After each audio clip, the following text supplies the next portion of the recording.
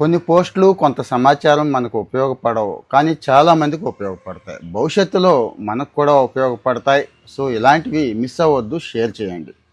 నేను చెప్తోంది కాదు ఇది. న్యూయార్క్లో ఉన్న తెలుగు అసోసియేషన్స్ అందరూ కూడా మొత్తుకుంటున్నారండి. బాబు ఈ జాగ్రత్తలు తీసుకుంటారా బాబు, అమెరికా వచ్చి చదువుకుంటున్న వాళ్ళు, చదువుకోవాలని అనుకుంటున్న వాళ్ళు కూడా ఈ ఒక్కసారి చెక్ చేసుకోండి అంటున్నారండి.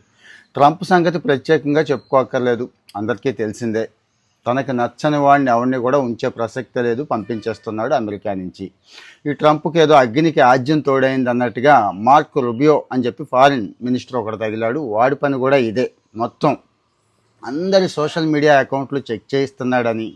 అంటే నచ్చని వాళ్ళు, వాళ్ళకి నచ్చని వాళ్ళు పోస్టులు పెడితే కాదండి, షేర్ చేసినా ఒక లైక్ కొట్టినా కూడా ఏఐని వాడుతున్నారండి. అంటే సపోజు హమాస్కి సంబంధించి ఏదో పోస్ట్ వచ్చింది అమెరికాలో, దాన్ని ఎవడెవడు షేర్ చేస్తున్నాడు, ఎవడు లైక్ చేస్తున్నాడు అనేది టక్మని చెప్పి స్క్రీన్ షాట్ తీసేసి వాళ్ళకి పంపిస్తుంది అన్నట్టు. ఎవరికి?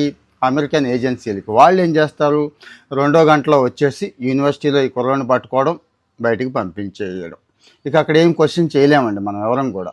ఇదొక్కటే కాదు. ఈ మధ్య న్యూయార్క్లో ఒక కుర్రాడు, మనకు తెలుగు రాష్ట్రాల కుర్రాళ్ళ గురించే చెప్తున్నా, ఇంకా మిగిలిన భారతదేశం అంతా అంటే అబ్బో కొండవీటి చాంతాడంత ఉంటుంది. న్యూయార్క్లో ఒకడు డ్రంక్ అండ్ డ్రైవ్లో దొరికాడండి. డ్రంక్ అండ్ డ్రైవ్కి యూనివర్సిటీ చదువుకి సంబంధం ఏముంటుంది?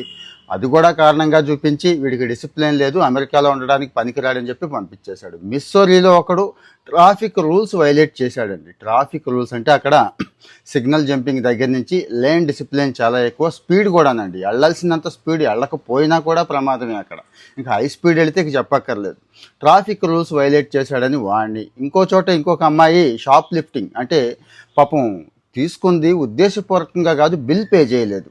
కొంతమంది చేతివాటం కూడా ఉంటుంది, ఇది ఆ టైప్ కాదు. బిల్ పే చేయలేదని చెప్పి షాప్ లిఫ్టింగ్ ఆ పేరు చెప్పి ఆమెని పంపించేశారు. సో మరి చూసుకోండి, ఒక సోషల్ మీడియా లైక్లు కామెంట్లే కాకుండా చిన్న చిన్న కారణాలు అంటే డిసిప్లైన్ తప్పారు వీళ్ళకి డిసిప్లైన్ లేదు అనే కారణం చూపించి కూడా అక్కడి నుంచి పంపించేస్తున్నారు.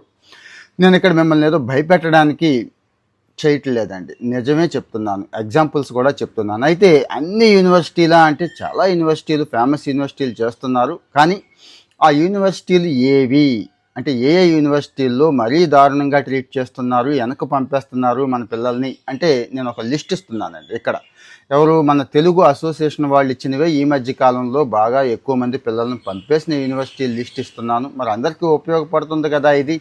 ముఖ్యంగా అమెరికాలో మీ చుట్టాలున్న, బంధువులున్న, ఎవరికున్నా పంపండి. అలాగే అమెరికా వెళతాను అనుకునే పిల్లలకు కూడా ఇవ్వండి.